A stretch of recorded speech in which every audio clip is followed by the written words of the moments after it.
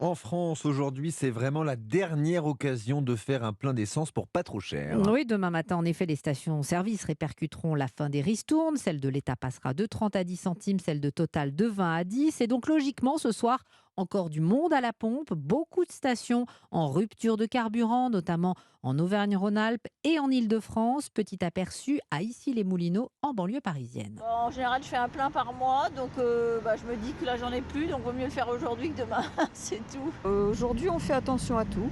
Donc, surtout l'essence, hein, ça va vite. Si on se déplace pas mal, et pourquoi pas profiter quand on peut. Les gens ils se jettent sur les pompes et en vrai c'est nous comme des imbéciles, on crée une pénurie. J'ai attendu, j'ai fait la queue pour me faire dire à la fin qu'il n'y a plus ni d'Excellium ni de diesel normal. Donc finalement, je ne suis pas content. C'est la galère. Voilà, des automobilistes parfois excédés au micro européen de Clément Barguin. À partir de demain donc, plus que 10 centimes de remise de l'État, 20 chez Total, c'est valable jusqu'à la fin de l'année. Et après, qu'est-ce qui attend les automobilistes? Baptiste Morin, les aides vont devenir plus ciblées.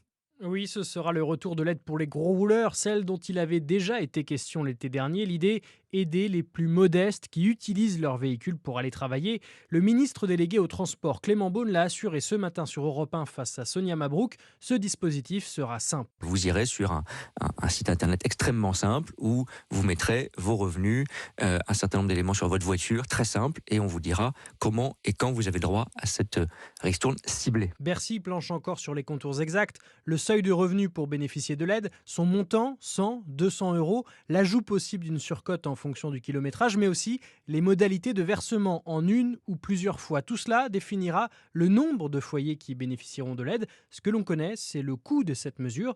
La loi de finances 2023 prévoit 1,6 milliard d'euros. Baptiste Morin du service économie d'Europe 1.